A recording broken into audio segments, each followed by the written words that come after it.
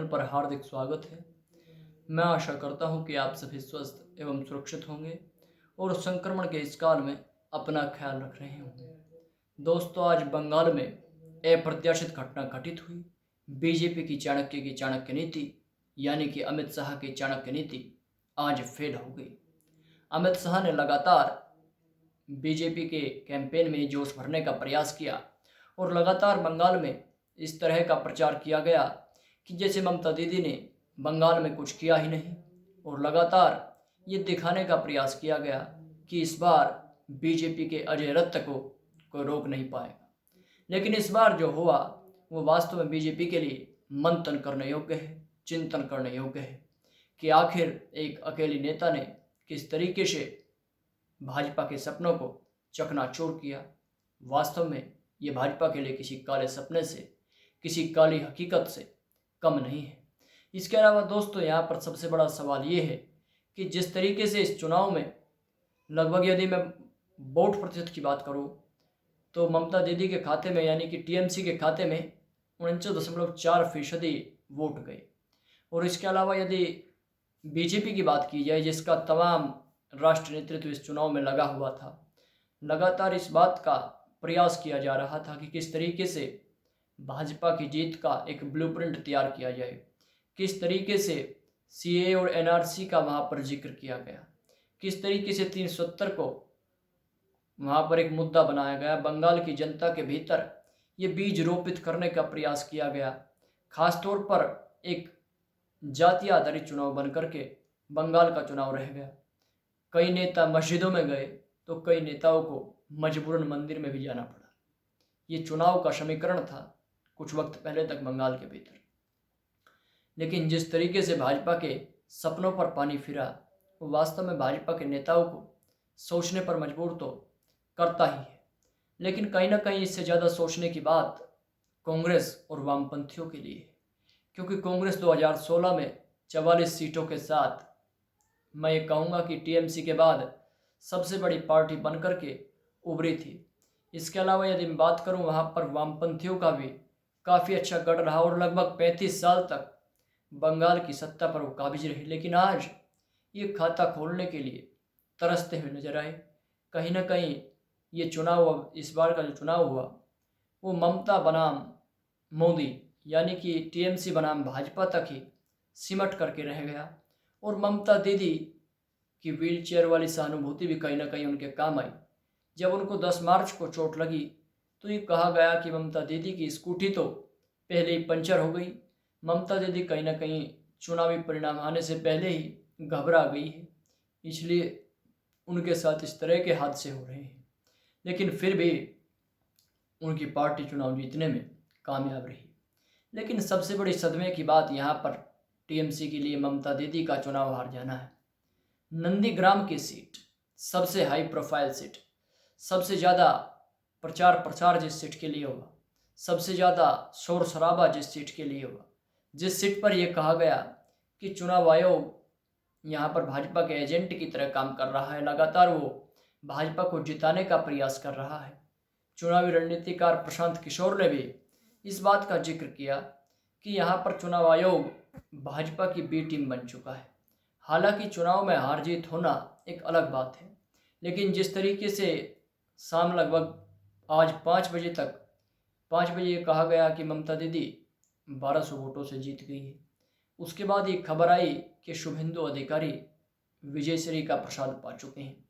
कहीं ना कहीं इस बात में दो राय है, कहीं ना कहीं इस बात की जांच होनी चाहिए। और ममता दीदी की पार्टी के लोग यानी टीएमसी के लोग रिकाउंटिंग की मांग कर रहे हैं, यानी कि दोबारा मतगणना का वहाँ पर टीएमसी के लोग जिक्र कर रहे हैं, बात कर रहे हैं। और ममता दीदी लगातार ये कह रही है कि मैं हार नहीं मानूंगी, मैं मिट जाऊंगी, लेकिन मैं हार नहीं मानूंगी। वास्तव में एक जज्बे के साथ इस बार ममता दीदी चुनाव लड़ी।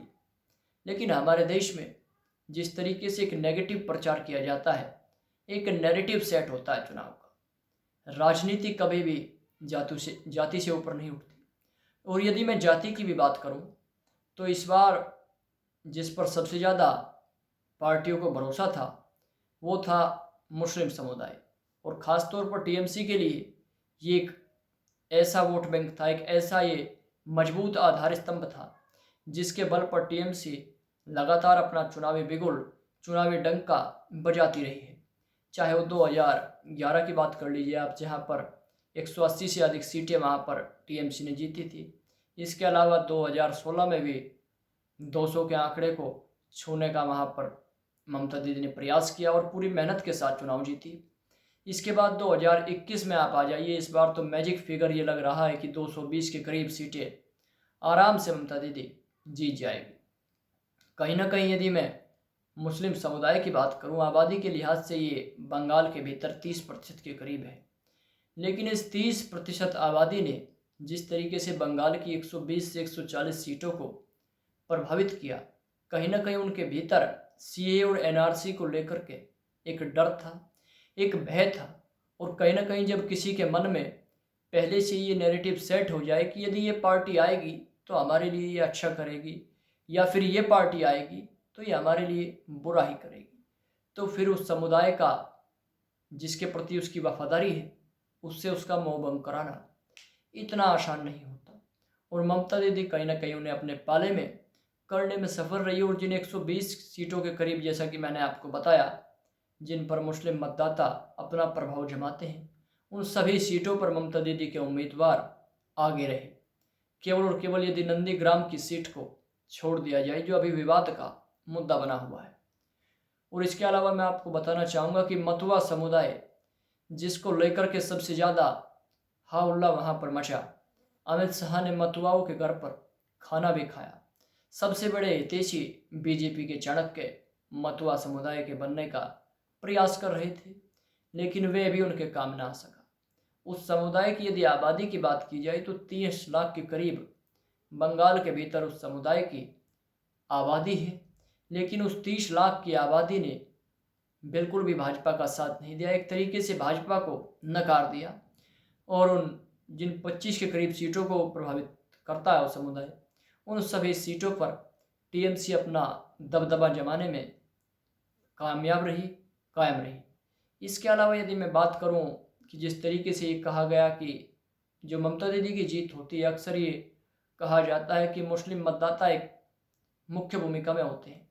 वो बात तो सही है, लेकिन यदि जिस तरीके से 49% के करीब आज चुनाव में, जैसा कि आंकड़े बता रहे हैं कि 49% से अधिक मतदान टीएमसी के पक्ष में हुआ, लेकिन जैसा कि यहाँ पर मुस्लिम आबादी मैंने आपको बताई कि 28 से 29% है, तो ऐसे में जो 49% वोट शेयर टीएमसी का रहा है, उसमें 20% अन्य वोट भी है।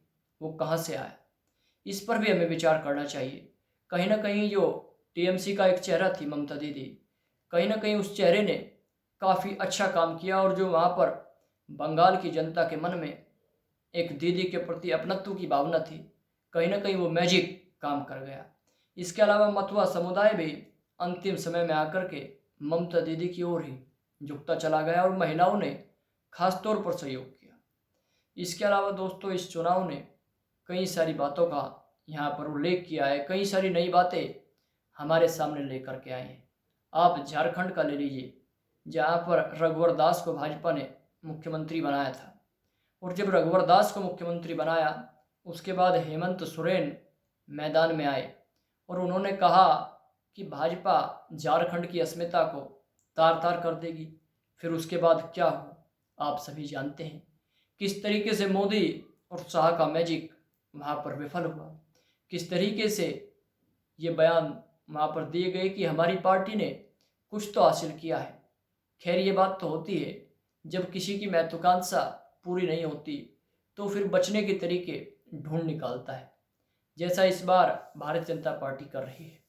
जो पार्टी कल तक भी 200 सीटों का दावा कर रही थी, लगातार 2/3 बहुमत का जिक्र चल रहा था, उसे 100 का आंकड़ा छूने में भी उसके कमल में दुर्गंध आने लगी और कहीं ना कहीं उसकी गाड़ी में पंचर हो गया। उस पंचर को ठीक करने की आवश्यकता है। इसके अलावा यदि मैं बात करूं, जिस तरीके से बिहार के भीतर नीतीश कुमार ने ये मुद्दा बनाया 2015 के अंदर कि मोदी बिहारी डीएनए को चुनौती दे रहे हैं, तो कहीं ना कहीं इन बातों से साबित होता है कि जब जब भाजपा के इस जोड़ी ने अमित शाह और मोदी की जोड़ी ने राज्यों के स्थानीय नेतृत्व को उनके वहाँ की निजी अस्मिता से जोड़ करके, जैसा कि ओ दीदी का नारा इस बार मोदी ने दिया, कहीं ना कहीं वो उसके खिलाफ गया। यानी कि नेगेटिव प्रचार से कहीं ना कहीं भाजपा को बचना होगा। और अति आत्मविश्वास भी कहीं ना कहीं उसकी एक हार का एक कारण रहा। हालांकि मौखिक तौर पर यह पार्टी की जीत है, यानी कि मनोवैज्ञानिक विक्ट्री भाजपा की हुई है, बढ़त मिली है, क्योंकि 3 सीट से 80 सीटों तक लगभग भाजपा सफर तय करती हुई नजर आ रही है। इसके अलावा जिस पार्टी की 264 सीटों पर पहली बार जमानत जब्त हुई थी, उसके लिए जीतना किसी जड़ी बूटी से कम नहीं है। लेकिन कहीं ना कहीं अब मंथन करना होगा कांग्रेस को, मंथन करना होगा लेफ्ट को, जिसने 35 साल बंगाल की भूमि पर शासन किया। कांग्रेस को यहाँ पर मंथन करना होगा, जिसने लगातार बंगाल में अपनी ज़मीन को मजबूत करके रखा, लेकिन अब उसकी हैसियत ऐसी हो गई है कि उसे निर्दलियों से भी मुकाबला करने के लिए तरसना पड़ रहा है और वहाँ पर उसे नेतृत्व नहीं मिल रहा है। कहीं ना कहीं कांग्रेस को अपने स्ट्रक्चर, जो इलेक्टोरल स्ट्रक्चर है कांग्रेस का, उसमें बदलाव करने की, उसमें अंदरूनी तौर पर और इसके अलावा बाहरी तौर पर भी परिवर्तन करने की आवश्यकता है।